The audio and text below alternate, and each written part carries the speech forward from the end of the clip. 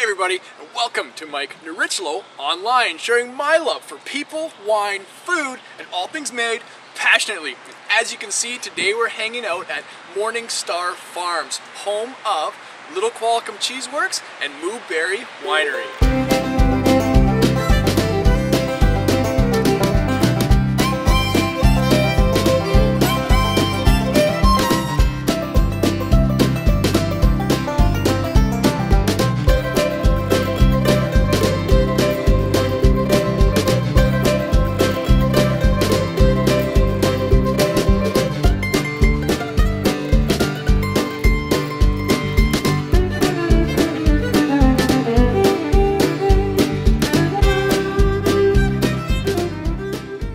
We're here with Lori Palmier at Little Qualicum Cheeseworks. Lori, thank you so much for having us here today. It's a pleasure to meet you. Good to meet you too. Awesome. So tell us a little bit about Little Qualicum Cheeseworks. What's the history of this kind of artisan cottage ma and pa cheese farm? Well, it's about 13 years old now, and Clark and Nancy Gorley started out back in the day milking cow, got some recipes from Switzerland, and had this idea of starting making cheese and taking care of our own cows on our own farm, and it's morphed into what we have today.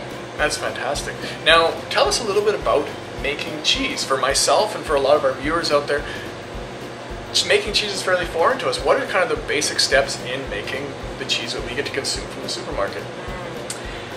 Well, I think the number one ingredient is the quality of the milk. And we have our own cows here. We're milking about 50 cows right now. We have about 100 acres, so we are able to maintain and keep good quality control on the pastures and take care of our girls. We milk 5 a.m. in the morning and 5 o'clock at night, 365 days a year. Yeah. Our tank holds approximately 1,700 liters of milk, so we are making cheese every day. And we have about 11 different types of cheese that we're making. And we also make raw cheese as well as pasteurized cheeses. Okay. So once all the milk comes in from the pasture, you milk the cows, what's the starting process to start making a liquid into a solid? Right. You have to monitor it very carefully. We do follow a recipe, and the cheesemakers, depending upon the type of cheese that we're making of the day, they will add cultures to the milk, and then the acidification happens. At a certain time during the recipe, they will add what's called rennet. Okay. And that's what coagulates the milk. Okay, binds it together. Makes it that big jello-y mass. Yeah. And then the cheesemakers know after a certain amount of time it's time to cut that big jello-y mash into little marshmallows. Okay. And then it's a stir. It's a slow temperature, slow time, slow stir, depending upon the type of make of cheese that we're making for that day. And then, you know the story of little Miss Muffet who sat on her tub eating her curds and whey? There you go, yeah. Well, what we do at one particular point is we expel all the whey, and all that's left is the curd. And the curd is pressed, again, depending upon what type of cheese, it's pressed and held, and say we're making a brie, it'll be flipped a few times, and then it goes into the ripening room. Okay. And the ripening room is where it stays there and it ages for a certain amount of time. Salt is added to the product. All cheese has salt. And then after 10 days, the brie has that lovely white fluffy stuff on it. Yeah. And it's ready for packaging. Now what is the purpose of the salt in the aging process of cheese?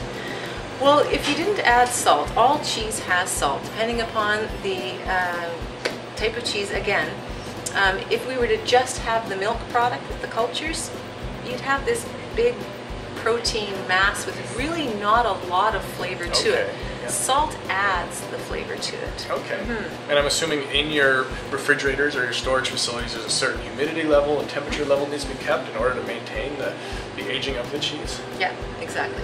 The ripening rooms are held at a certain humidity and temperature because they do need to be controlled. They're little babies that need to be pampered all through their aging process. Okay. Now what would you say differentiates you guys from, say, a mass production cheese facility to back to the ma and pa kind of cottage farm feel that we have here?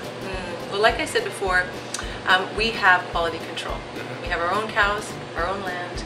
We know what we put on our land, and we know how to take care of our cows. We're the first farm in British Columbia to be SPCA certified. Oh, okay. So taking really good quality control and care of all of those things differentiates us. Also, we have restrictions in place, quota, limitation of size, limitation of land, that we can only make so much product, which is a good thing, because then we can maintain that, take good care of it, and we don't add anything to the product, just the milk. No preservatives, no additives. Excellent. Yeah. So you have more of the focus on quality over quantity. Exactly. Right? Creating a product that people are really going to enjoy and love, and I'm assuming that what you guys are making is what you guys really enjoy to eat. Yeah. Perfect. Well, we got to go taste some of your cheese. Oh, that's the tough part. Yeah, exactly. Yeah. Of our little Qualicum Island Brie. Last year she won the Grand Prix. We are #1 soft bloomy rind in Canada. Wow. Would you like to try these? I would love to try these. That's quite the reputation. You notice I'm not giving you a cracker or anything like that right now, because I believe that this cheese is a standalone. Oh, nice, creamy. So creamy. I feel like I'm almost biting into the texture of a block of butter or something. It's really nice. It's got like a sweetness to it, and like almost a nice earthy kind of mushroom flavor. That mushroomy. That's a lot of fun. That's going to make me want some wine or something. Okay, the next one we're going to do is the Qualicum Spice. This is not the batch that Mike and Mike made. It's a little bit more aged. It has paprika, garlic, and onion. Okay. It's a wonderful melting cheese, but it's also another one that stands alone beautifully. Oh, right away. Raw milk cheese. You can smell the onions. You can smell all the spice coming out. It's beautiful. I like that a lot. Wonderful on nachos, panini. Wow. You're making me really hungry here. That's delicious. Nice texture, nice and creamy, and yeah, beautiful. And the spice isn't overwhelming either. It just integrates nicely with the cheese. They complement each other. Good cheese. You really don't want all of the flavors that we do add to the cheeses. You don't want them to overwhelm the cheese itself. You still want that earthy grass taste coming through. Yeah. And that should be the predominant. Taste where the cheese came from. Exactly. Excellent. Terroir.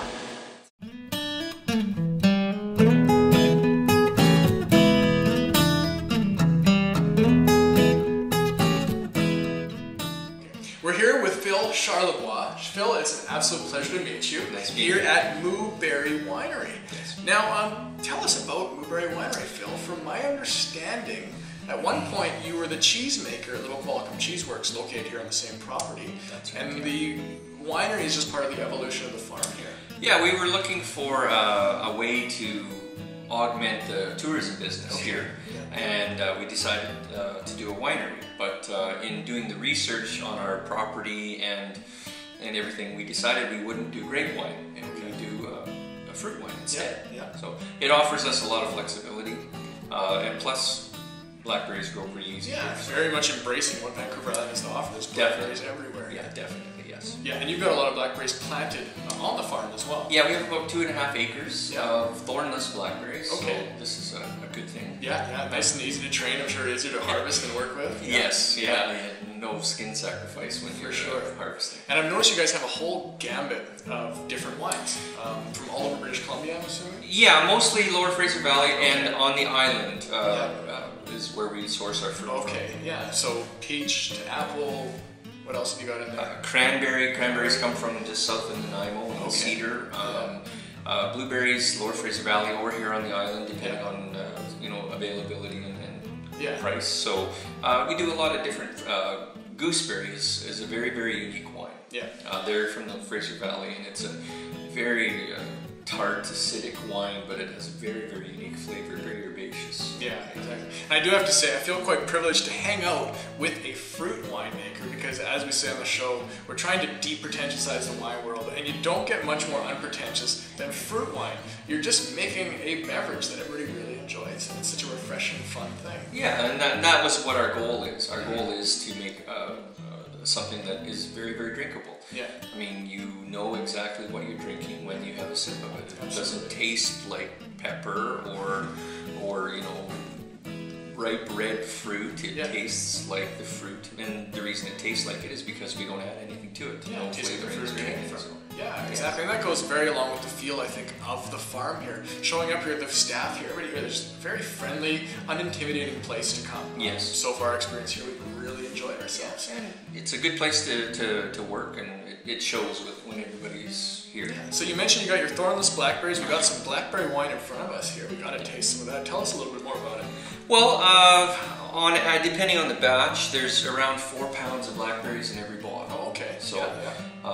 it's made in more of a red wine style, where the fruit is with it when it's fermented. Yeah, I'm assuming a lot of the color comes from that and everything as well. Definitely. It's got a dark color to it. Yeah, and you get more flavor and color extraction when you are getting with the fruit. So, and I tried to use frozen fruit as well, because it already started to break down. Much easier to process. It's much easier. Yeah.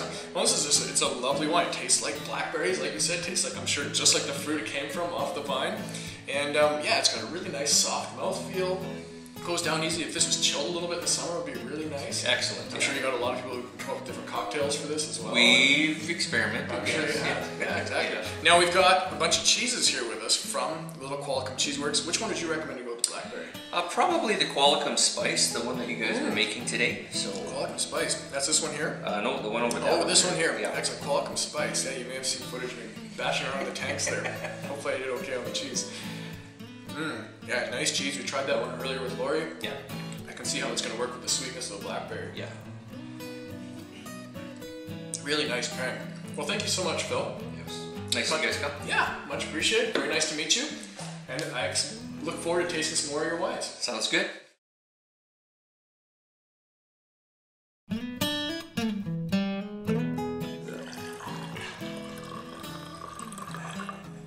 It's fantastic. We're here with Phil Charlevoix. Oh, I'm going to start that over. We're here with Phil Charlevoix. Oh, man.